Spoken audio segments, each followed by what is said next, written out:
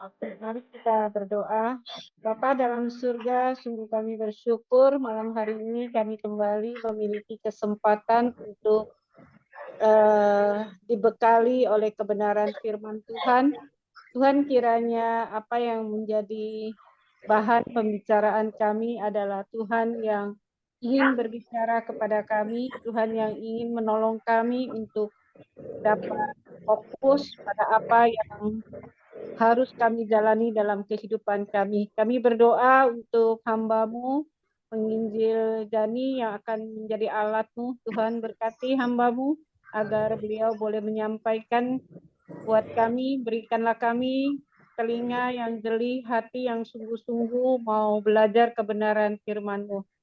Dan kami serahkan malam hari ini semua pembahasan kami hanya ke dalam tangan kasih-Mu. Dalam nama Tuhan Yesus, kami sudah berdoa. Amin. Amin. Ya, terima kasih IDB sudah memimpin kita dalam doa. Baik, pada saat ini kita akan bersama-sama akan membahas satu tema, yaitu jangan salah fokus. Nah, ini satu tema yang sangat baik sekali begitu ya, karena kadang-kadang kita seringkali melupakan gitu kan mana yang utama dan terutama bagi kita kan. Kita melakukan kita berpikir kita sudah melakukan ini yang menjadi tujuan kita atau fokus kita, tetapi ternyata bukan. Nah, oleh karena itu pada malam hari ini kita akan bersama-sama belajar akan hal tersebut ya. Oke, saya akan mulai untuk memperlihatkan beberapa hal yang hendak kita bahas pada malam hari ini. Nah, yang pertama kita akan membahas atau kita akan mencari tahu terlebih dahulu apa sih sebenarnya arti daripada fokus itu. Nah, lalu kemudian kita akan membahas tentang fokus hidup kita sebagai orang Kristen atau orang percaya, begitu kan, itu apa, kan? Nah, lalu kemudian kita akan melihat sesuai dengan tema kita pada malam hari ini kan jangan salah fokus. Kita akan melihat ciri-ciri daripada seseorang yang salah fokus itu seperti apa. Nah, lalu kemudian kita juga akan membahas mengapa kita kok bisa salah fokus begitu, walaupun kita ini sudah menjadi orang Kristen. Nah, yang terakhir tentunya bagaimana solusinya, gitu kan? Bagaimana kita mengatasi seandainya kita sudah salah fokus. Nah, pada malam hari ini ya saya akan mulai dengan hal yang pertama, yaitu apa itu pengertian daripada kata fokus. Nah, kalau kita melihat di dalam Kamus Besar Bahasa Indonesia, nah ternyata untuk kata fokus itu sendiri memiliki beberapa arti. Nah, kalau kita melihat di sini di slide itu ada 5 arti. Nah, yang pertama, kata fokus itu kalau kita lihat di dalam Kamus Bahasa Indonesia itu diartikan sebagai pusat ya. Nah, lalu kemudian yang kedua bisa juga diartikan sebagai unsur yang menonjol suatu bagian kalimat sehingga pendengar atau pembaca tertarik pada bagian itu. Bila mana itu diletakkan di dalam sebuah pembicaraan atau di dalam sebuah bacaan kita. Gitu. Lalu kemudian yang ketiga, fokus itu ciri predikat verbal atau kata-kata yang menentukan hubungan semantik predikat. Predikat itu kata kerja verbal gitu. Itu untuk dengan subjeknya atau pokoknya. Nah, itu juga bisa disebut sebagai fokus. Nah, ini sangat sulit ya untuk kita pahami, tetapi tidak apa-apa sebagai pengetahuan aja. Ada pengertian fokus itu bukan hanya satu, tapi ada beberapa macam, termasuk dalamnya yang ketiga ini. Kemudian yang keempat, titik atau daerah kecil tempat berkas cahaya mengumpulkan atau menyebar juga itu bisa disebut fokus. Nah, lalu kemudian yang kelima itu titik api. Titik api juga bisa disebut fokus. Nah, namun pada malam hari ini kita hanya membicarakan ketika saya menyebutkan fokus itu yang pertama, pengertian yang pertama yaitu pusat. Ya, jadi pada malam hari ini ketika berbicara fokus itu kita gunakan pengertian yang pertama yaitu pusat. Ya, pusat atau tujuan hidup kita itu apa? Itu fokus. Nah, kita akan melihat langkah selanjutnya. Nah, kalau begitu, nah, apa fokus hidup kita sebagai orang percaya? Atau apa tujuan hidup kita sebagai orang percaya? Nah, tentu ketika Tuhan menciptakan kita, maka di dalam Alkitab sendiri gitu ya, memberitahukan kepada kita, Tuhan merancangkan kita dengan sedemikian rupa. Ya, dengan sedemikian rupa. Oleh karena itu, maka dikatakan bahwa kita manusia diciptakan oleh Tuhan menurut gambar dan rupa Allah sendiri, atau menurut gambar dan rupanya. Nah, sehingga di dalam pengertian ini kita bisa lihat bahwa ketika Allah menciptakan kita sebagai manusia, itu ada tujuannya. Itu ada fokusnya Allah gitu. ketika kita diciptakan. Oleh karena itu, ciptaan kita diciptakan itu jauh berbeda dengan ciptaan-ciptaan Tuhan yang lainnya atau ciptaan Allah yang lainnya. Nah, kalau kita kembali melihat di dalam katekismus singkat Westminster berkaitan tentang apa fokus hidup kita sebagai orang percaya, maka di dalam katekismus ini kita dapat melihat diawali dengan sebuah pertanyaan, apakah tujuan utama hidup daripada manusia atau apakah fokus utama daripada hidup manusia? Dan di dalam buku ini jawabannya dikatakan bahwa tujuan utama hidup manusia atau hidup kita ialah memuliakan Allah dan menikmati Dia untuk selama-lamanya. Oh, luar biasa. Jadi buku ini sangat menolong kita untuk memahami sebetulnya apa fokus hidup kita ketika Allah menciptakan kita atau ketika Tuhan mengizinkan kita hadir di dalam dunia ini. Ternyata di dalam buku ini memberikan pengertian yang sangat baik sekali ya, Bapak Ibu ya, yaitu adalah tujuan hidup kita manusia untuk memuliakan Allah dan menikmati Dia untuk selama-lamanya. Nah, tetapi kan di dalam pengertian buku ini kan ini sangat abstrak sekali. Nah, saya akan mengajak kita untuk melihat bagaimana yang disampaikan oleh firman Tuhan. Dan pada malam hari ini saya mengutip apa yang disampaikan oleh Paulus berkaitan dengan fokus atau tujuan daripada hidup kita, fokus atau tujuan daripada hidup kita manusia. Efesus 2 ayatnya yang ke-10. Nah, di sini Paulus mengatakan bahwa karena kita ini buatan Allah, diciptakan dalam Kristus Yesus. Nah, ini penting sekali.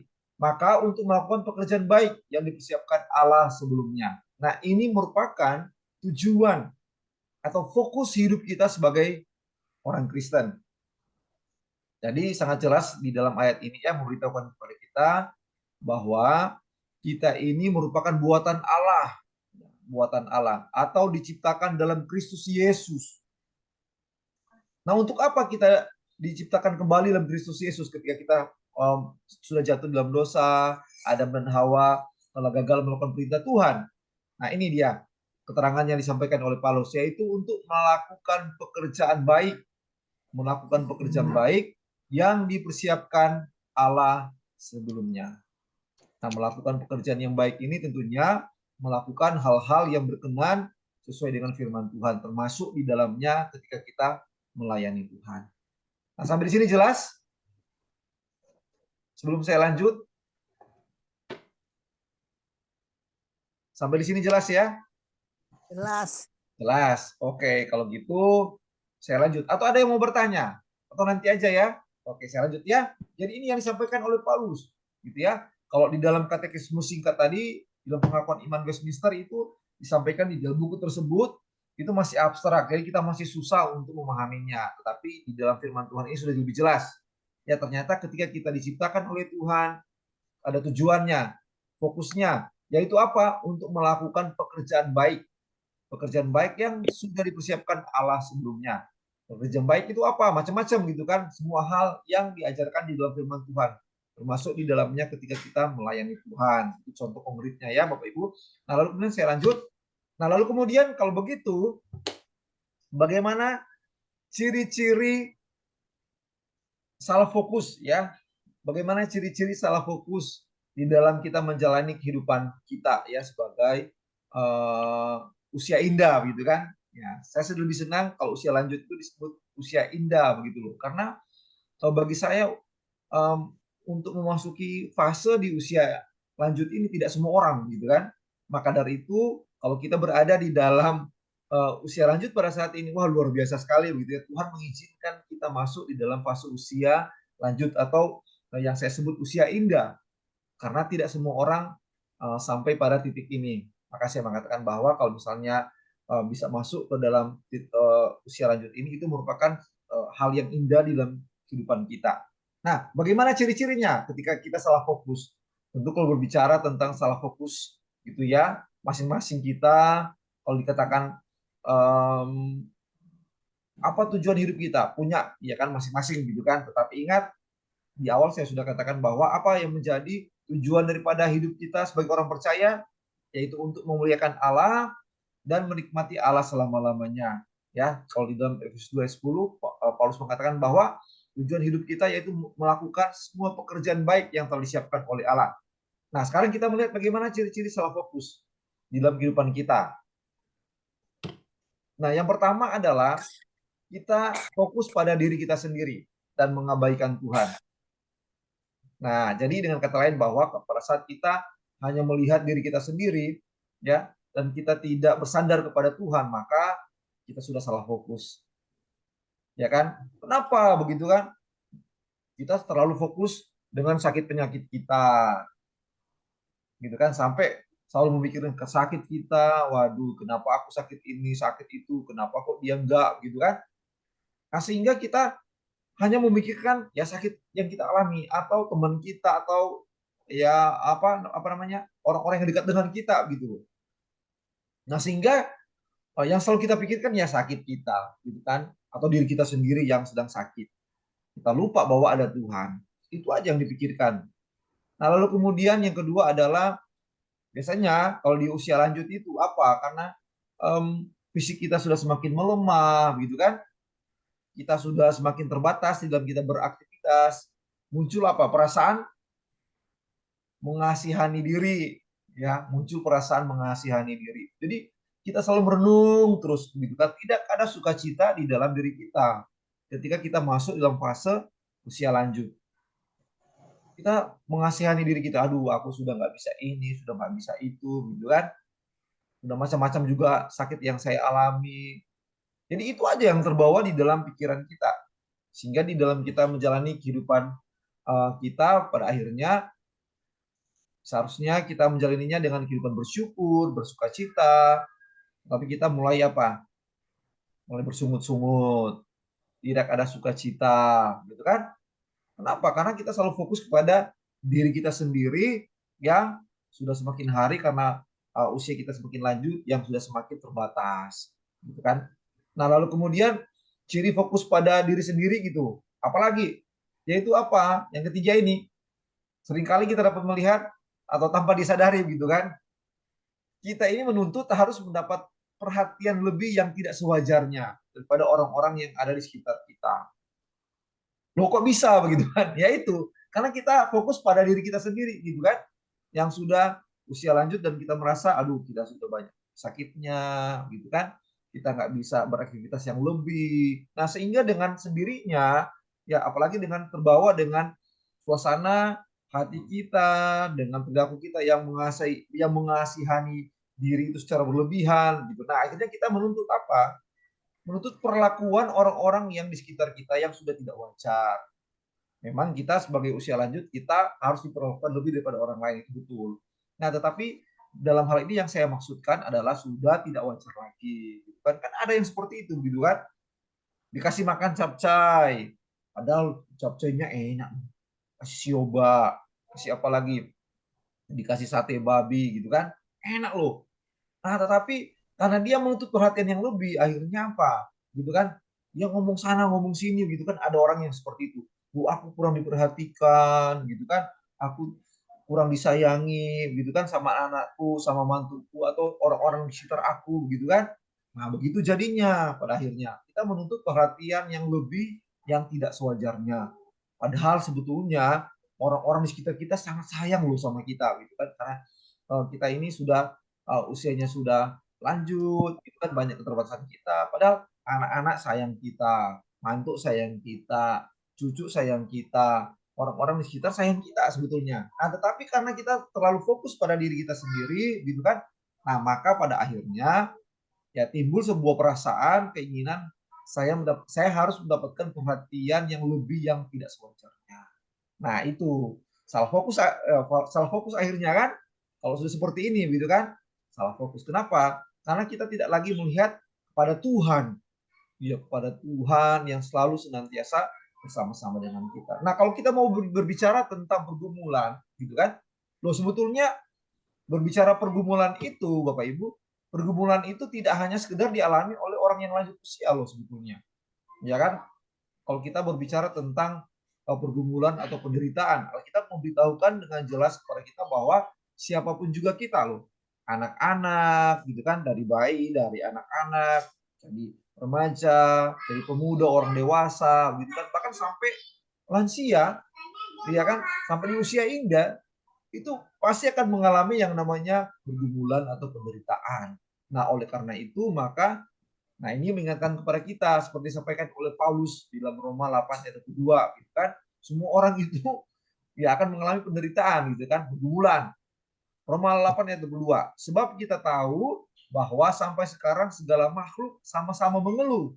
Semua makhluk loh, segala makhluk sama-sama mengeluh. Artinya sama-sama mengalami yang namanya pergumulan, penderitaan. Kalau berbicara pergumulan atau penderitaan itu bisa macam-macam kan Bapak Ibu ya.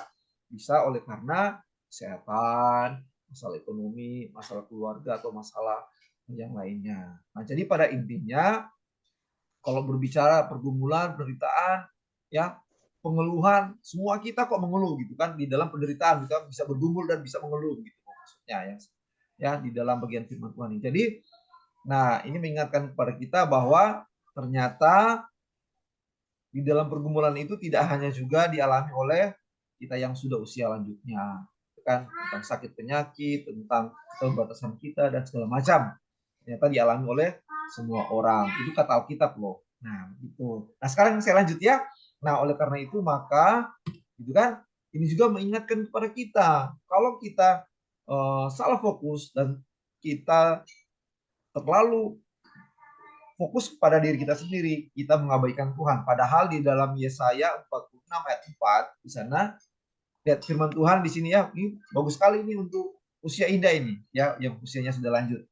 Nah, makanya saya sengaja mencari gambar foto ya usia yang sudah lanjut, mereka ajukan jempol gitu kan. Nah, karena ini merupakan satu janji firman Tuhan yang sangat baik buat kita semua. Ya, buat teman-teman di Tucson saat ini, bahkan juga saya nantinya, ya kan. Saya nanti kan juga akan menuju ke usia lanjut kalau Tuhan izinkan. Nah, makanya bersyukur gitu ya teman-teman di Tucson saat ini ya sudah memasuki fase usia indah atau usia lanjut. Wah, luar biasa. Tuhan izinkan ya, Tuhan kasih kesempatan sampai ke sana. Kalau saya belum pasti begitu kan. Nah, berharap ya bisa juga gitu kan, tapi kan semuanya Tuhan yang atur. Nah, Yesaya 46 ayat 4. Sampai masa tuamu aku tetap dia, dan sampai masa putih rambutmu aku menggendong kamu. Aku telah melakukannya dan mau menanggung kamu terus. Aku mau memikul kamu. Waduh, ayat ini luar biasa kan Bapak Ibu ya. Walaupun kita begitu banyak keterbatasan di usia kita yang lanjut, tidak seperti yang dulu lagi, begitu kan. Kalau dulu berkali-kali saya sampaikan, waktu kita masih muda, kalau kita keluar rumah, gitu kan, kita pakai minyak wangi, pakai parfum, gitu kan. Tapi sekarang mungkin lebih banyak kita keluar ketika kita ke rumah, jangan sampai lupa ya, gitu kan, kita bawa minyak angin, gitu. Karena kalau kita lupa bawa minyak angin, gitu kan, keluar rumah, pulang itu bisa nggak enak badan. Nah, walaupun demikian, tetapi lihat janji firman Tuhan. Ini setahu saya ayat emas di Komisi Usia Indah Tucson ya. Sampai masa tuamu aku tetap dia. Artinya Allah itu sama, tidak pernah berubah. Dan sampai masa putih rambutmu aku menggendong kamu. Artinya Tuhan selalu sertai kita. Tuhan selalu ada bersama-sama dengan kita walaupun gitu kan kehidupan yang kita jalani lagi tidak seperti yang dulu. Tidak seperti di masa muda lagi gitu kan, yang tidak seperti dulu yang masih masa yang fisik kita masih fit gitu kan, oh masih bagus sekali gitu kan. Nah, walaupun kita begitu banyak kelemahan, tetapi lihat ternyata firman Tuhan ini mengingatkan kepada kita, Tuhan yang kita percayai, Tuhan yang kita imani itu tidak pernah berubah. Rambut kita boleh menjadi putih, boleh berubah gitu kan, dari hitam menjadi putih oleh karena usia, tetapi Tuhan tetap selalu ada bersama-sama dengan kita dan dia tidak pernah berubah. Kata firman Tuhan, dia selalu menggendong kamu. Artinya dia selalu ada bersama-sama dengan kita. Dan bahkan aku telah melakukannya dan mau menanggung kamu terus. Aku mau memikul kamu. Artinya penyertaan Tuhan, kehadiran Tuhan dalam kehidupan kita, ya bukan saja hanya pada saat ini, dari sebelumnya gitu.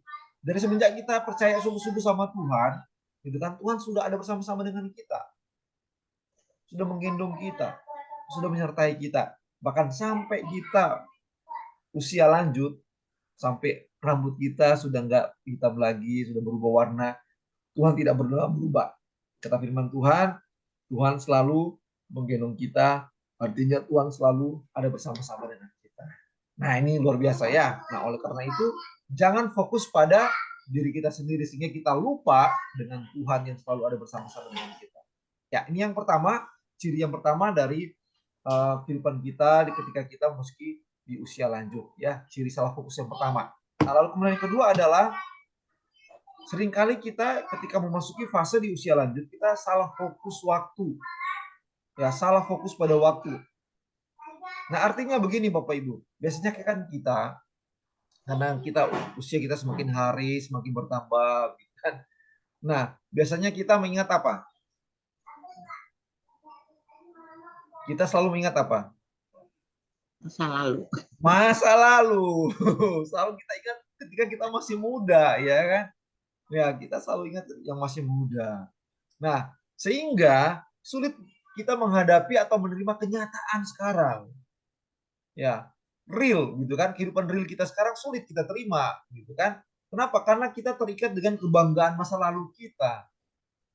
Padahal kehidupan yang kita jalani pada saat ini sudah berubah gitu kan. Harus real yang sekarang ini loh yang harus kita jalani. Nah, sekarang ketika kita memasuki fase di usia indah, tentu ya sudah banyak perubahan-perubahan yang terjadi dalam kehidupan kita, bukan?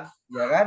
Kalau dulu yang seperti saya katakan tadi, waktu muda kan mungkin kita banyak sekali aktivitas-aktivitas yang masih bisa kita lakukan. Kita mungkin masih muda, kalau kita ini bisa main basket gitu kan, kita bisa lari sana lari sini gitu kan, bisa bolak-balik gitu kan, bahkan bisa melempar bola basket itu dengan sekencangnya dari jauh gitu kan. Nah, tapi sekarang nggak bisa lagi begitu kan, tidak seperti dulu lagi. Nah, mungkin dulu begitu kan, di masa lalu begitu kan, di masa muda kita begitu banyak pencapaian-pencapaian gitu kan, prestasi-prestasi kita yang kita oleh di masa lalu gitu kan. Tetapi sekarang sudah berbeda dengan beriringnya sejalannya waktu yang terus bertambah, usia kita bertambah kan. Nah, pada akhirnya kan kita harus pensiun, ya kan? Secara karir kan kita harus pensiun. Nah, otomatis sudah berubah dong, ya kan, ketika kita masih muda dulu. Nah, tetapi kita masih selalu ingat, waduh dulu saya ini gitu loh, masih banyak hal yang bisa saya kerjakan untuk usaha saya, untuk toko saya, untuk perusahaan saya gitu kan. Nah, itu aja tuh yang diingat, dikenang-kenang. Sehingga kehidupan real yang sekarang ini tidak bisa dinikmati gitu kan. Karena selalu ingat masa lalu. Kehidupan yang sekarang ini kita rasa, waduh, ini banyak hal yang membuat saya nggak bisa nikmati hidup pada saat sekarang. Kenapa? Karena sudah terbatas, saya tidak seperti yang dulu lagi, nggak energik lagi gitu kan. Nah, kita selalu akan berhadapan dengan situasi-situasi yang seperti itu jika kita selalu teringat dengan apa, kebanggaan-kebanggaan masa lalu. Kehidupan sekarang real yang kita hadapi sekarang itu sulit kita terima, ya, dan sulit kita hadapi. Nah, lalu kemudian adalah kita misalnya bisa saja terjebak di dalam apa, penyesalan. Ya, penyesalan. Ya, penyesalan selalu kita ingat, iya ya, coba dari dulu gitu kan. Waktu saya masih muda, ini terbalik gitu kan. Kalau di atas kan itu begitu banyak prestasi-prestasi kita waktu di masa muda. Nah, sekarang terbalik, kita menyesal dengan masa lalu kita. Kenapa? Kita lihat lagi masa lalu, kita menyesal. Waduh, coba dulu ya. Mungkin di masa muda kita begitu kan, begitu banyak waktu sia-sia ya kan yang kita lewati, sehingga seharusnya bisa lebih waktu muda itu kita bisa lebih maju gitu loh sebetulnya. Tapi waktu begitu terlewatkan, ya kita tidak gunakan kesempatan itu. Sehingga ketika kita masuk di dalam fase usia yang sudah lanjut, maka kita menyesal. Coba dulu gitu kan. Seringkali kan kita bilang gitu kan, coba dulu ya. Saya ini loh gitu kan. Saya ya begini ya, coba saya pilih dia begitu kan. Coba saya pilih dia gitu kan. Jadi kalau misalnya dengan pasangan kita gitu kan, saya kaitkan, cobalah saya pilih dia, mungkin saya sekarang ini bisa lebih bahagia begitu kan. Nah, begitu saya. Jadi mengingat kesalahan-kesalahan kita di masa lalu gitu kan, sehingga kita lupa bahwa itu kan masa lalu. Ini loh kehidupan kita sekarang ya, yang real sekarang ya, yang sekarang gitu, masa sekarang. Nah, sehingga kita kan berarti kan kita sudah salah fokus, sehingga kita tidak bisa menikmati kehidupan yang kita jalani pada saat ini. Penuh beban gitu kan, penuh seperti tidak berpengharapan, selalu dihantui dengan penyesalan dan rasa apa? Rasa bersalah.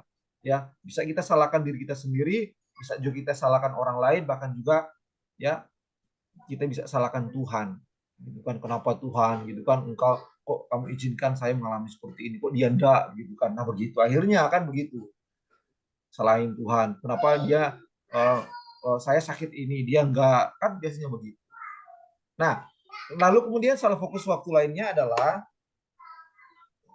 takut dengan masa depan. Nah, kalau tadi kan takut selalu terikat dengan masa lalu, gitu kan, baik kegagalan maupun di dalam keberhasilan di masa yang lalu waktu masih muda.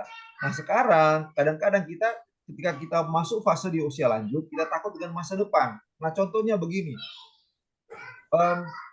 kadang-kadang kita khawatir gitu kan, aduh, gimana nanti saya gitu kan saya sudah sendiri misalnya, atau saya kan sudah lanjut usia, ya kan fisik saya sudah terbatas gitu kan, banyak hal yang tidak bisa saya lakukan sendiri. Artinya kan hidup kita sebagian kan kita harus akui bahwa kita bergantung kepada orang lain gitu kan, entah ke anak kita atau kepada orang-orang yang ada di sekitar kita gitu kan. Nah, ketika kita memasuki fase yang seperti ini, maka kekhawatiran itu muncul dalam diri kita gitu kan. Aduh, gimana ya nanti kalau anak saya misalnya kerja di luar kota, bagaimana dengan kehidupan saya selanjutnya, begitu kan?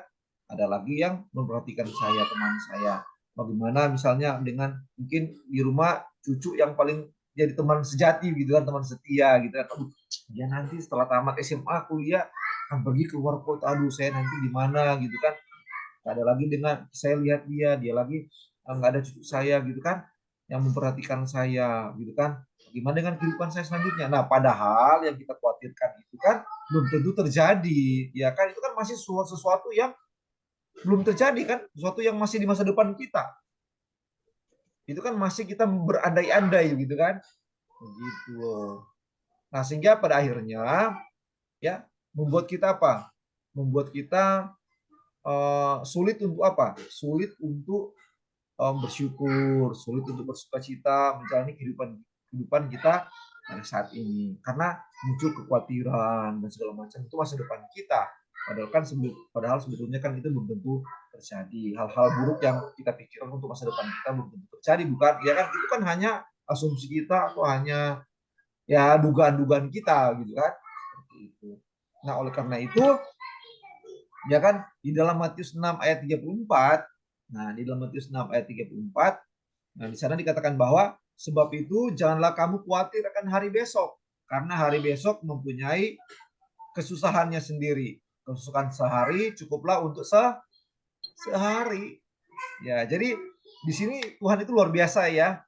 Jadi Tuhan itu luar biasa. Jadi Tuhan itu memberitahukan kepada kita bahwa janganlah kita khawatir tentang hari esok kita, karena ya kita kan nggak tahu apa yang terjadi dengan hari esok kita kan. Bahkan di 2 jam mendatang, 1 jam mendatang, kita nggak tahu apa yang terjadi dalam kehidupan kita. Nah, maka dari itu dalam firman Tuhan ini Tuhan Yesus ya memberitahukan kepada kita supaya kita jangan khawatir tentang hari esok kita, ya kan, karena kesusahan hari ini cukuplah hari ini, ya kan. Nah, di dalam segala kekhawatiran kita untuk hari besok kan belum tentu terjadi. Nah, sehingga ya di dalam kehidupan yang kita jalani pada saat ini, meskipun dalam usia yang terus bertambah bagi kita, fisik kita semakin melemah, banyak hal yang tidak bisa kita lakukan lagi, kita semakin bergantung dengan orang-orang di sekitar kita, gitu kan. Nah, kita bisa menjalani kehidupan kita dengan penuh sukacita. Kenapa? Karena kita tetap percaya bahwa Tuhan selalu ada bersama-sama dengan kita. Jadi kita tidak diikat, tidak dibelenggu dengan kekhawatiran akan hari esok kita seperti apa. Nah, maksudnya seperti itu. Nah, oke. Sekarang kita lanjut. Nah, sekarang pertanyaannya, mengapa kita bisa salah fokus? Nah, ya kan, ini perlu juga kita ketahui pada malam hari ini. Kenapa kita bisa salah fokus? Nah, yang pertama adalah alasannya ya karena dosa, ya kan? Karena kalau kita memberitahukan kepada kita bahwa ketika Adam dan Hawa jatuh dalam dosa, maka semua kita jadi orang yang berdosa. Dan di dalam Yesaya 59 ayat 2 ini beritahukan dengan jelas kepada kita, ya kenapa kita ini bisa salah fokus gitu kan tentang kehidupan kita sebagai orang Kristen atau sebagai orang percaya. Yesaya 59 ayat 2, sesungguhnya tangan Tuhan tidak kurang panjang untuk menyelamatkan dan pendengarannya tidak kurang tajam untuk mendengar, tapi yang merupakan pemisah.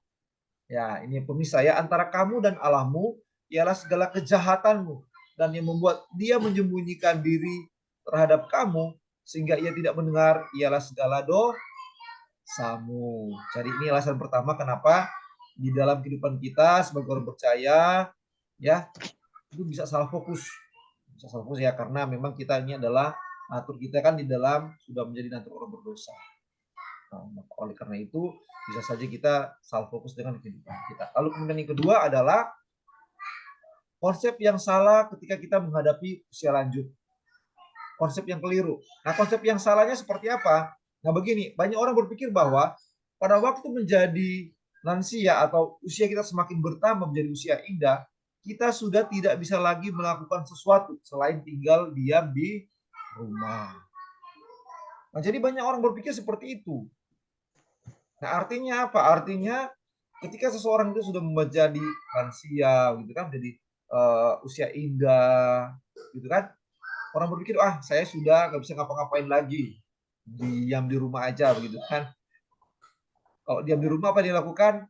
Ya paling banter ya jaga cucu, begitu kan, kalau masih bisa, gitu kan, diam aja di rumah, gitu kan. Jadi nggak mau lagi terlibat di dalam pelayanan. Kalau misalnya diajak pelayanan, malas ke persekutuan, gitu kan. Persekutuan tesen di gereja kita ada, gitu kan. Menjadi malas, tetapi persekutuan tesen di kita itu luar biasa loh. Itu paling rame loh. Samarinda aja kalah dengan persekutuan tesen di gereja kita. Samarinda kalah, kita lebih banyak, lebih aktif daripada mereka ya. Nah, tetapi di luar sana, begitu kan, mereka punya konsep yang salah ketika mereka memasuki di usia lanjut atau di usia indah. Mereka pikir, waduh, saya sudah engkong-engkong, ama-ama sudah nggak bisa berbuat apa-apa lagi, ya lebih banyak, ya lebih baik saya diam di rumah aja jaga cucu, gitu kan, sudah. Jadi mau ke gereja malas, mau melayani malas, gitu kan, sudah merasa saya nggak bisa apa-apa lagi. Nah, dua hal ini yang seringkali membuat ketika seseorang itu memasuki fase di usia lanjut itu salah fokus. Ya, jadi yang pertama karena dosa, yang kemudian konsep yang salah ketika memasuki usia lanjut. Nah, sekarang yang terakhir, gitu ya, biar nggak ngantuk. Bagaimana kita mengatasi salah fokus di dalam kehidupan kita sebagai orang Kristen? Caranya apa? Nah, yang pertama adalah kita harus bersandar penuh pada kedaulatan dan pengerahan Allah atas hidup kita. Ya, jadi kita perlu menyadari bahwa di dalam kehidupan kita yang kita jalani, karena kita ini sudah semakin hari, ya usia kita semakin bertambah, fisik kita semakin melemah, kita semakin terbatas, bahkan lebih banyak mungkin nantinya semakin usia kita bertambah, kita lebih bergantung kepada orang lain, maka jangan lupa ya, supaya kita tidak salah supaya kita tidak bisa salah fokus, kita tidak bisa supaya kita tidak fokus pada diri kita sendiri, mengasihani diri, gitu ya. Kita bersandar penuh pada kedaulatan Tuhan dan pengerahan Tuhan atas hidup kita. Ya, Tuhan tahu yang terbaik dalam kehidupan kita, gitu kan? Seperti di dalam Yesaya tadi ya yang sudah sampaikan sebelumnya, bahwa Tuhan selalu ada bersama-sama dengan kita. Tuhan tidak pernah meninggalkan kita. Walaupun seiring berjalannya waktu, usia bertambah, fisik kita semakin melemah. Tetapi Tuhan tidak pernah berubah. Tuhan selalu ada bersama-sama dengan kita. Oleh karena itu maka ya, mari kita sandarkan hidup kita kepada siapa? Kepada Tuhan. Jangan kita sandarkan kepada diri kita sendiri atau kepada orang-orang yang ada di sekitar kita. Sandarkan kepada Tuhan. Lalu yang kedua adalah jangan lupa rajin tetap terus berdoa. Saya percaya bahwa Kristen ini paling rajin berdoa, gitu kan. Memohon pertolongan Tuhan, anugerah Tuhan, supaya saya tetap fokus, ya, supaya kita tetap hidup sesuai dengan apa yang Tuhan mau ketika kita memasuki fase di usia indah. Tetap fokus ya dengan kehidupan kita ketika kita memasuki fase lanjut usia. Ya, tetap terus berdoa memohon anugerah Tuhan, ya, pertolongan dari Tuhan. Lalu kemudian yang terakhir adalah jangan lupa tetap setialah kita beribadah dan melayani Tuhan. Nah, berbicara tentang beribadah dan melayani Tuhan, ya itu sepanjang hidup kita, Bapak Ibu. Bahkan di dalam segala keadaan dan kondisi kita pun, ya, itu bisa kita beribadah dan melayani Tuhan. Kadang-kadang kan kita berpikir bahwa ketika kita sudah semakin bertambah usia, sakit kita semakin banyak, gitu kan? Ya, kita sudah mungkin nantinya lebih banyak di tempat tidur, kita sudah tidak bisa lagi beribadah kepada Tuhan. Oh, salah loh. Dan melayani Tuhan. Siapa bilang nggak bisa, gitu kan? Tetap bisa. Kita masih bisa beribadah kepada Tuhan. Ya, Kan beribadah itu kan macam-macam gitu kan. Kalau memang kita masih kuat, kita masih bisa datang beribadah sampai di rumah Tuhan setiap hari Minggu gitu kan, datang ke persekutuan Kristen. Tapi kalau memang karena usia kita semakin bertambah gitu kan, kita sudah semakin sangat lemah sekali, atau kita bergumul dengan masalah kesehatan kita yang tidak bisa membuat kita datang ke gereja, maka kita kan bisa beribadah di rumah, ya kan? Kita bisa baca Alkitab di rumah, berdoa di rumah. Apalagi gereja kita begitu kan, musuh setiap hari kirim warning blast. Warning blast-nya kan nggak perlu ini lagi ya kan, kita baca, kita dengar aja bisa kan, nggak tolong misalnya siapa anak kita, cucu kita gitu kan, orang-orang di rumah putarin warning blast. Nah, kita bisa mendengar firman Tuhan, ya kan? Kita bisa melayani Tuhan dengan cara apa? Dengan cara kita berdoa sama Tuhan, ya kan? Kita berdoa untuk gereja kita berdoa untuk pelayanan teman-teman di Tesen yang sedang bergumul juga dengan masalah kesehatan mereka. Kita juga bisa berdoa untuk pekerjaan Tuhan, untuk penginjilan gitu kan, untuk bawa jiwa-jiwa yang baru kepada Tuhan. Kalau kita fisik kita sudah terbatas, ya kan, sudah sulit untuk keluar, mau jalan susah gitu kan, atau kita sedang sakit. Nah, kita doakan ya buat teman-teman yang masih aktif gitu kan di dalam memberitakan firman Tuhan, di dalam memberitakan Injil Tuhan, kita doakan gitu kan supaya mereka tetap setia, tetap semangat untuk apa, bersaksi bagi Tuhan, menceritakan kabar baik Injil Tuhan kepada orang-orang yang ada di sekitar kita. Nah, jadi artinya gitu ya, kalau kita fokus kepada tujuan hidup kita ketika Tuhan menciptakan kita, maka sampai akhir hidup kita, ya kan, kita bisa apa? Memuliakan Tuhan dan menikmati Tuhan selama-lamanya di dalam kehidupan kita. Nah, itu maksudnya. Nah, Bapak Ibu, untuk materi kita pada malam hari ini sudah selesai. Nah, sekarang mungkin ada yang mau sharing atau ada yang mau kesaksian, mau bertanya juga boleh ya, silakan. Ya, ini saya stop share screen-nya dulu supaya kita bisa berdiskusi, kita bisa mendengar cerita ya dari teman-teman pesen. Bentar ya, saya stop share dulu. Oke, silakan. Kalau ada yang mau sharing, mau cerita, berbagi pengalaman, gitu kan, boleh.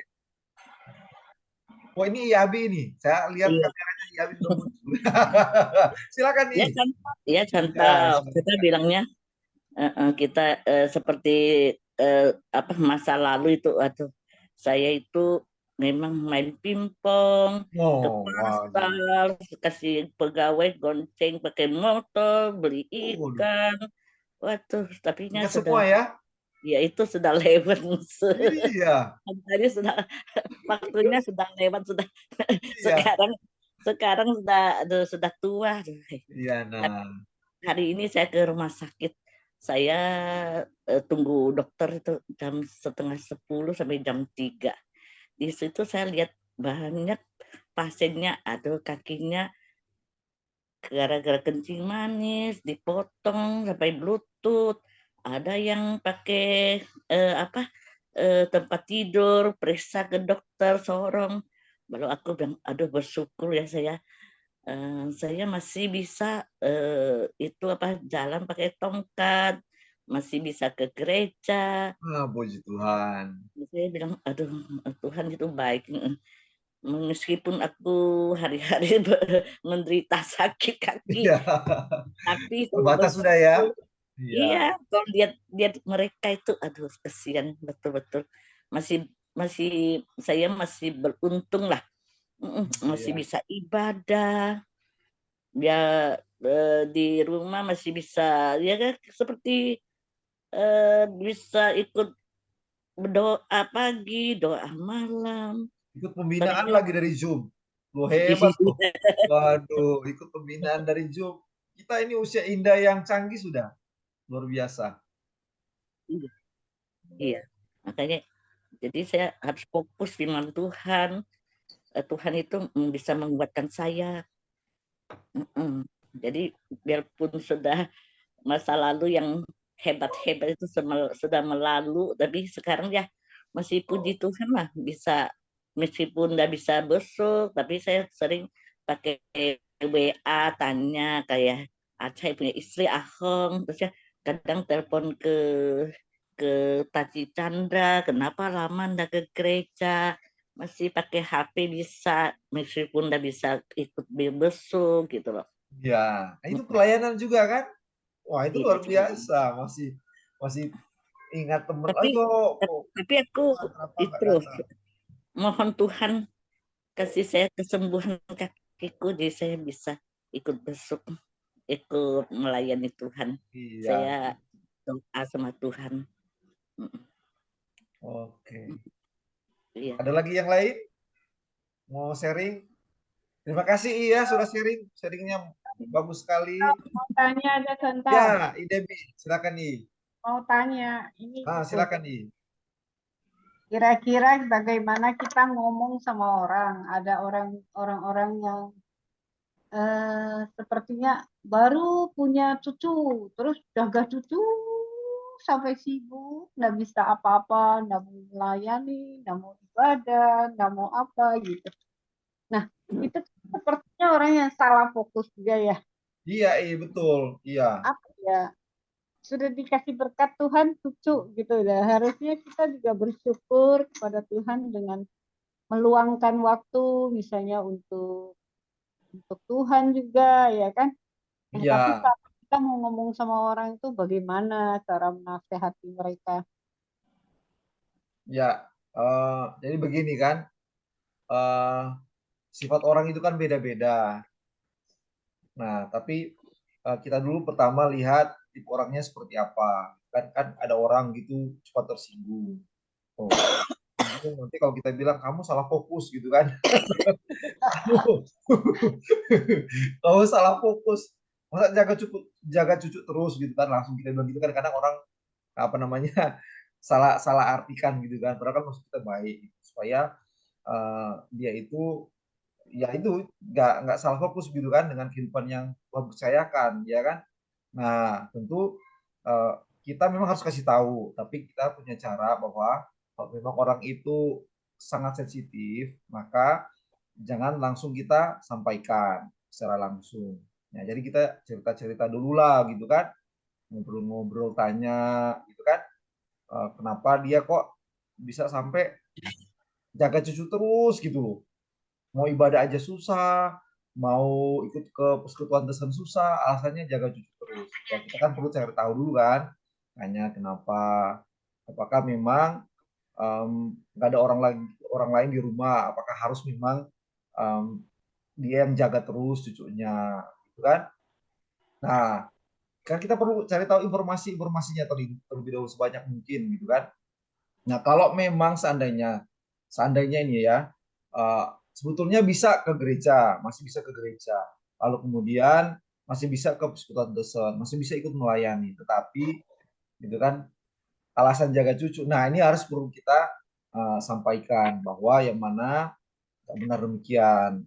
Masih kita diberi kesempatan oleh Tuhan, kita masih diberi ruang waktu gitu untuk bisa beribadah, bisa kontesan, bisa ikut melayani, kenapa enggak gitu kan? Nah, kita arahkan, nah kita kasih tahu, arahkanlah kepada orang tersebut gitu ya, supaya ya itu nggak salah fokus gitu kan? Waktunya dia nanti hanya jaga cucu terus, padahal sebetulnya bisa ke gereja, bisa ikut kubus kontestan atau bisa ikut melayani. Atau jangan-jangan memang tidak mau gitu kan. Jaga cucunya dijadikan alasan. Kita kan perlu lihat juga. Nah kalau gitu kan ya repot. Berarti nah kita perlu apa? Kalau begitu perlu pendekatan lagi, kita cari tahu. Ya kan kita perlu lagi nih gitu kan. Kita perlu pastikan apakah sudah sungguh-sungguh dalam Tuhan atau gimana gitu kan. Nah, atau ada sebab-sebab yang lain. Nah, kita perlu juga cari tahu sih, gali informasi sebanyak mungkin. Nah, tetapi tetap kita harus sampaikan bahwa kalau memang bisa ke gereja, bisa ikut, seharusnya bisa ikut melayani, bisa ke psikoterapi terus tidak mau, ya kita harus tetap sampaikan bahwa nggak boleh hidup yang seperti itu terus menerus, itu nggak baik, gitu kan, nggak sesuai dengan firman Tuhan. Kita harus sampaikan. Gimana bisa dengar? Mereka sering alasan anak sama menantu kerja, nggak ada orang jaga anak-anak, jadi dia jaga anak-anak supaya menantu sama anaknya bisa kerja. Sering dia alasannya gitu, Iya. Nah itu makanya saya sampaikan tadi kita perlu cari tahu dulu gali informasi sebanyak mungkin gitu kan. Nah apakah memang sama sekali nggak bisa begitu kan? Nah pertanyaannya kalau misalnya suami istri kerja terus, nah apakah Senin sampai Minggu kerja terus? Kan nggak mungkin juga kan? Pasti ada satu waktu di mana kita harus istirahat kan, libur. Nah pada saat itulah ya kan, nah kita serahkan ke orang tuanya, papa mamanya kasih tahu ya kan. Mama mau ibadah ya kan, kasih tahu aja nggak apa-apa kan, memang tanggung jawab urus anak itu ya papa mamanya ya kan, gitu. Bukan kita sebagai apa namanya engkongnya amanya gitu kan, bukan tanggung jawab utama kita gitu kan, ya papa mamanya yang punya tanggung jawab utama, kita kan hanya sifatnya membantu. Jadi nggak apa-apa kita sampaikan hari Minggu mau ke gereja, mama mau ke gereja misalnya gitu kan, mau ibadah atau saya mau pelayanan, nggak apa-apa sampaikan. Jadi bisa diatur waktunya karena orang kerja kan masa Senin sampai Minggu kerja terus gitu terus menerus selama 1 tahun kan nggak mungkin. Mana bisa membantu tapi ngomongnya yang baik-baik, tapi sepertinya kalau Yang kedua contoh. kita yang ngomong pasti didengar kok, kita orang tua. Nah, yang tadi contoh kan ngomong masalah orang tua seringkali ngomong, oh sudah tua, nggak bisa apa-apa, saya sudah tua, nggak bisa apa-apa. Harusnya kan kita nggak boleh ngomong gitu kan. Iya betul Tidak terus. iya.